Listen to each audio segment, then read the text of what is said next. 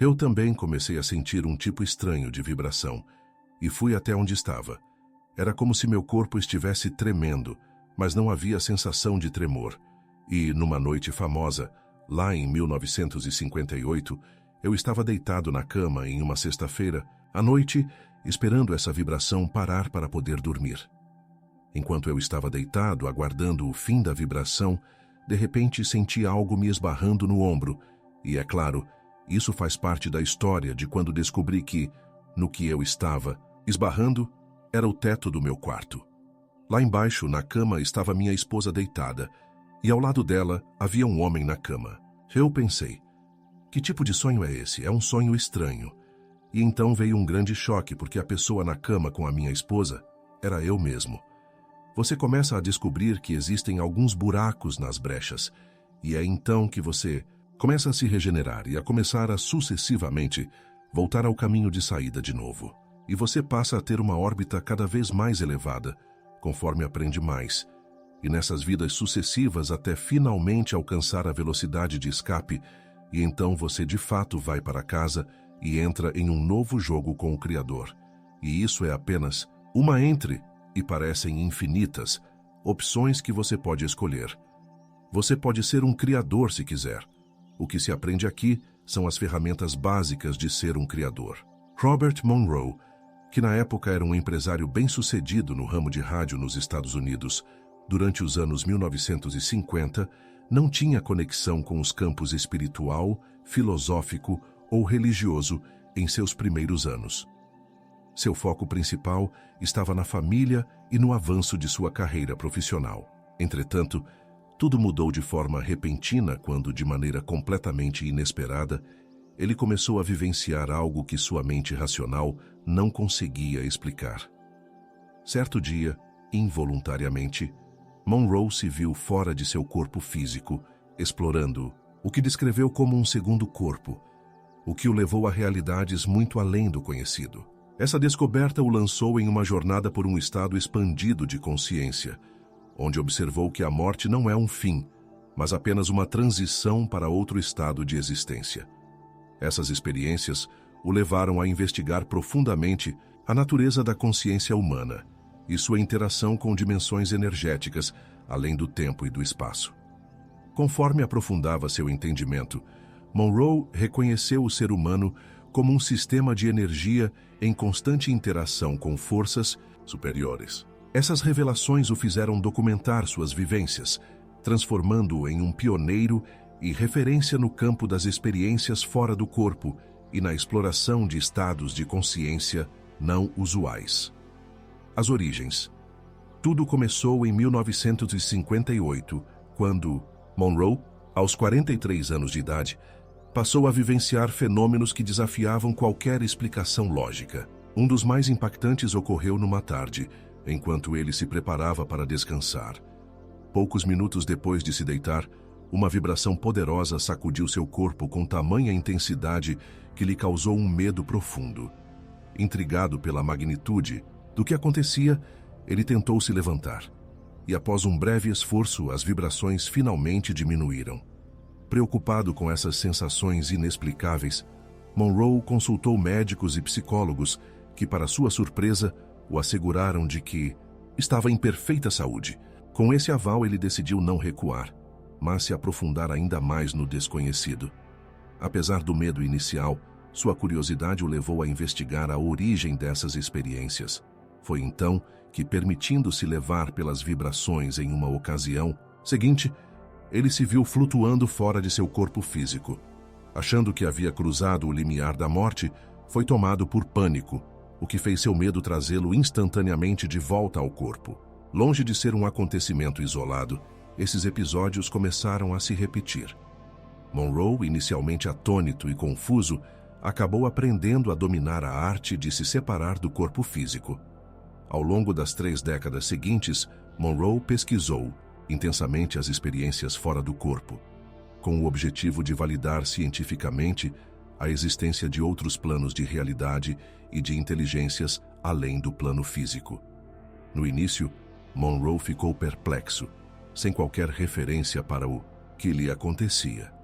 Ele buscou respostas na ciência convencional, mas não encontrou explicações satisfatórias. Foi então que, por meio de leituras e contato com pessoas que exploravam esses fenômenos, começou a encontrar respostas em áreas fora da física tradicional. Essas experiências, que inicialmente o desequilibraram, o levaram a se aprofundar no mundo da projeção astral, descobrindo que não era o único a vivenciar tais situações. Com o tempo, Monroe percebeu que interagia com o que chamaria de seu segundo corpo, conceito que preferia usar em vez de termos esotéricos, como corpo astral. Por meio de suas pesquisas e vivências pessoais, reuniu informações sobre esse fenômeno, que, embora historicamente vinculado a crenças ocultistas e esotéricas, Monroe começou a estudar de forma mais estruturada e menos supersticiosa. Experiências fora do corpo, OBS. Experiências fora do corpo, ou OBS, referem-se a momentos em que a pessoa sente que sua consciência se separou do corpo físico. Durante uma OB, a pessoa percebe estar flutuando fora de seu corpo, vendo seu próprio corpo a partir de outra perspectiva, ou até mesmo viajando para diferentes lugares, dimensões ou realidades. A viagem astral ou experiências fora do corpo, popularizadas por Robert Monroe, não são um fenômeno novo. Na verdade, são amplamente documentadas em diversas tradições espirituais ao longo da história. Desde os tempos antigos, várias culturas descreveram vivências de separação do corpo físico. No Egito, acreditava-se que o Ba, parte da alma, podia viajar a outros reinos ainda em vida, conforme detalhado no Livro dos Mortos. Na tradição hindu, práticas espirituais incluem os siddhis, habilidades sobrenaturais que permitem viajar a outros planos de existência. Culturas xamânicas da Sibéria às Américas também documentaram essas viagens, em que xamãs transitavam entre o mundo físico e o espiritual em busca de cura ou conhecimento. No budismo tibetano, textos como o Bardo falam dos estados intermediários da alma após a morte, enquanto práticas avançadas permitem experimentar o corpo de arco-íris.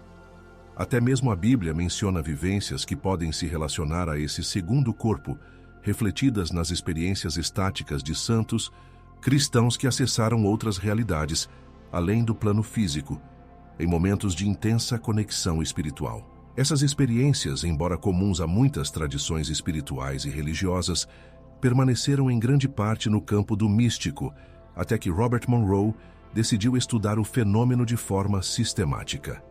À medida que as OBIs de Monroe se tornavam mais frequentes, ele se deu conta de que o que experimentava não era algo isolado. Em 1971, publicou Journeys Out of the Body, livro que documentava suas vivências e apresentava a um público mais amplo a possibilidade de que nossa consciência poderia transcender o corpo físico. Nos anos em que Monroe realizou suas viagens fora do corpo, ele descobriu que o segundo corpo podia interagir com o plano físico. Em uma ocasião, decidiu testar isso beliscando uma amiga enquanto estava em sua forma não física. Para sua surpresa, ela sentiu a dor e, dias depois, mostrou a ele o hematoma deixado pelo beliscão. Em outra ocasião, ao visitar uma amiga que era médium, ele foi percebido por ela como uma névoa esbranquiçada. Sem saber que se tratava de Robert, a médium ordenou que a presença deixasse sua casa. Naquele instante, Monroe sentiu uma força poderosa que o empurrou de volta ao corpo físico. Mais tarde, ele pôde confirmar a história com a amiga. O impacto do trabalho dele foi tão grande que, de repente, pessoas do mundo inteiro começaram a compartilhar suas próprias experiências fora do corpo, reforçando a ideia de que Monroe estava no caminho certo.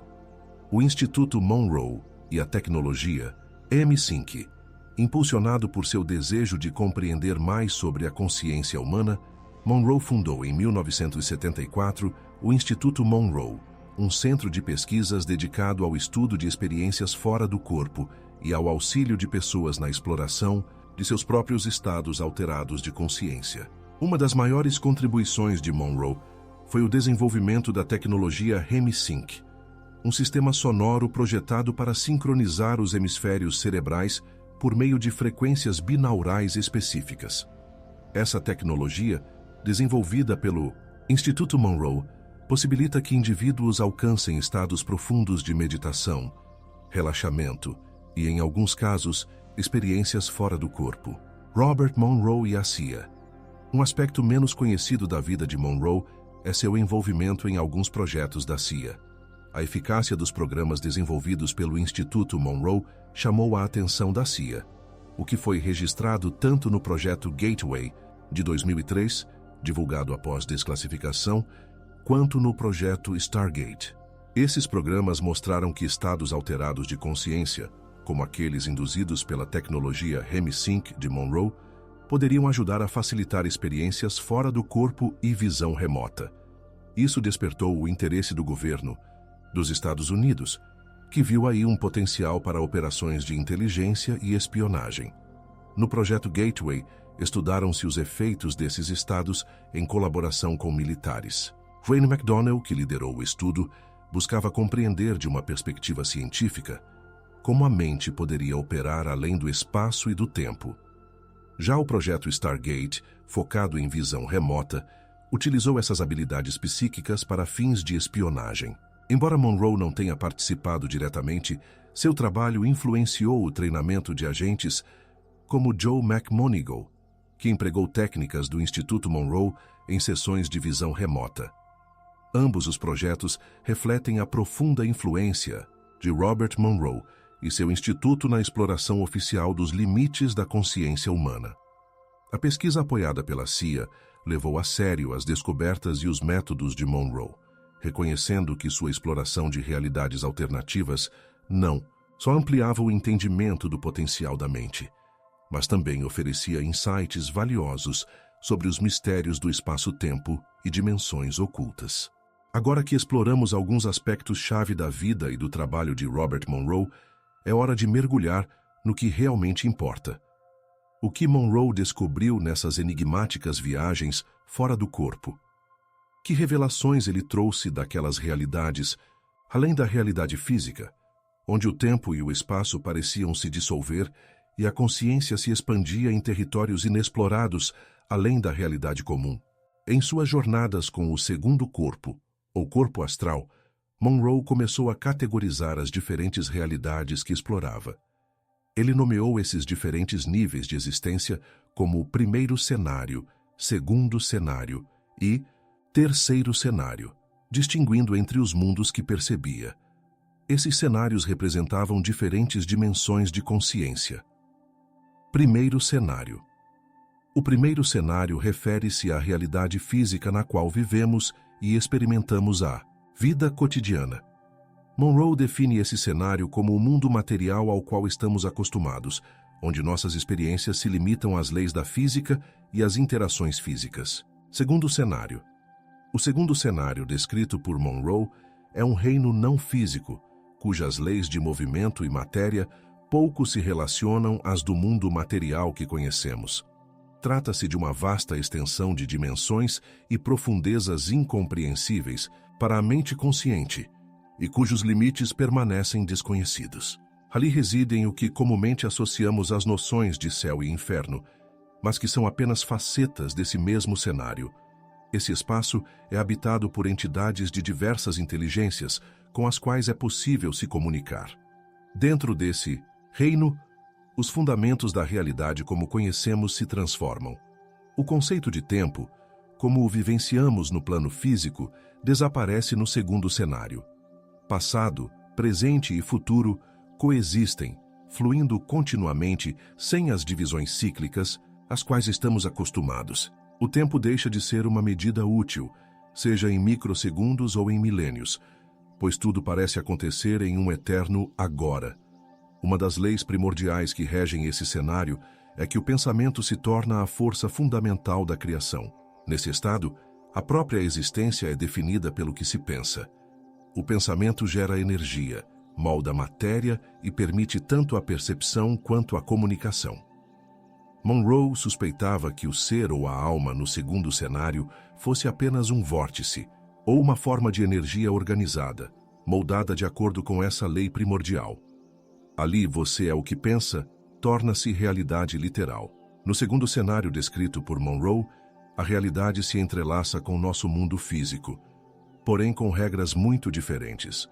O conceito de vibração e frequências sugere que múltiplos mundos operam em diferentes frequências, sendo o mundo físico apenas um deles.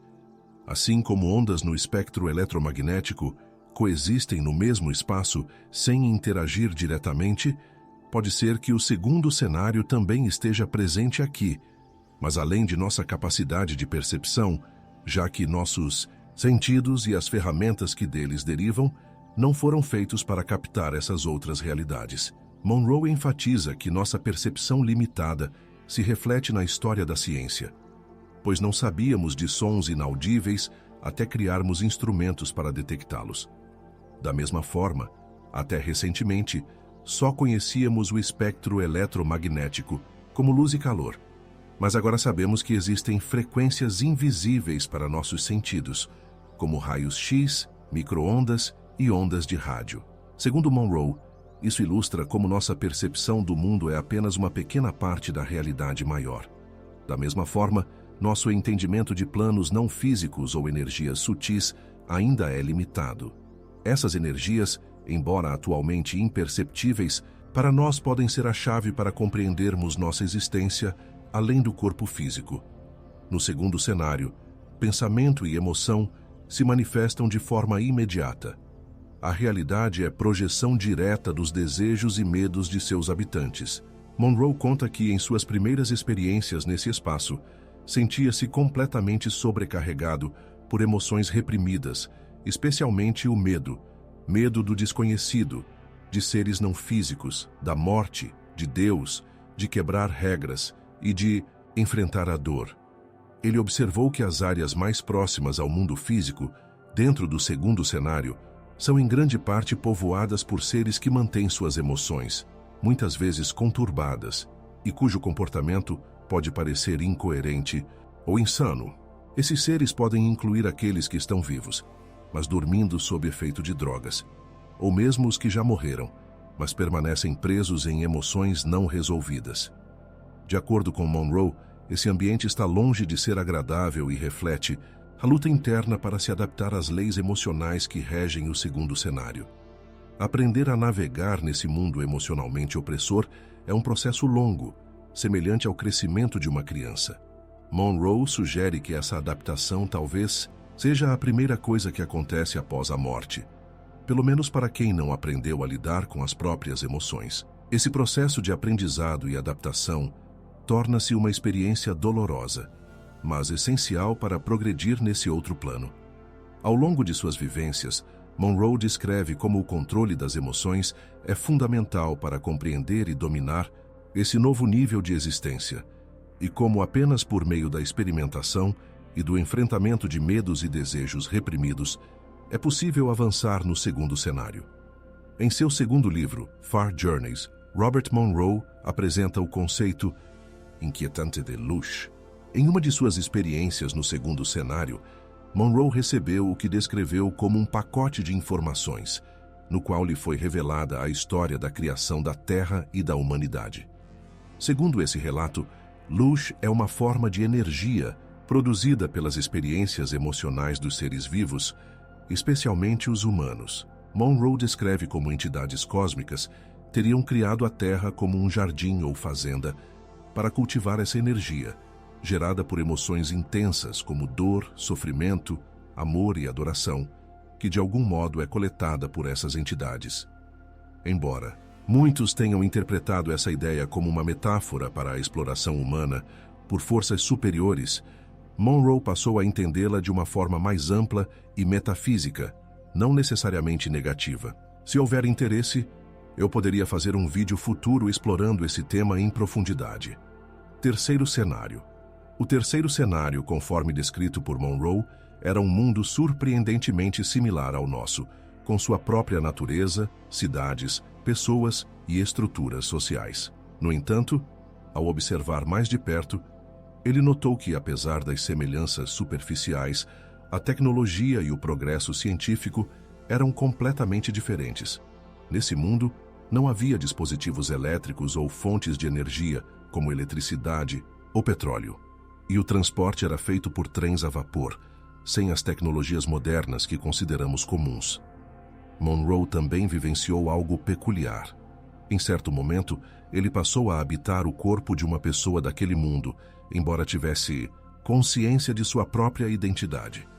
Sentiu-se atraído para aquele corpo, como se o estivesse possuindo temporariamente. Essa experiência lhe permitiu acessar as memórias e emoções da pessoa, sugerindo que o segundo corpo tem a capacidade de interagir profundamente com os seres e realidades que visita, às vezes de maneira involuntária.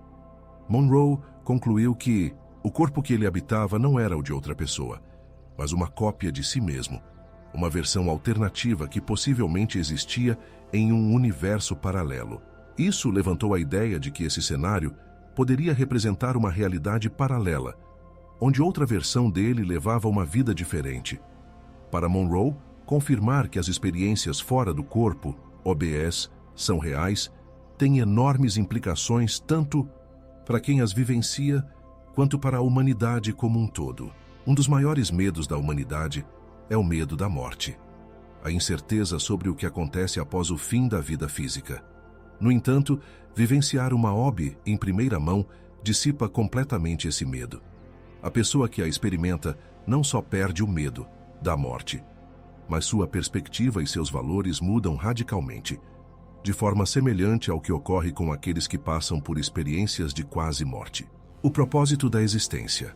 Em seus escritos e vivências, Robert Monroe conclui que a vida humana tem um propósito mais profundo do que simplesmente existir no plano físico.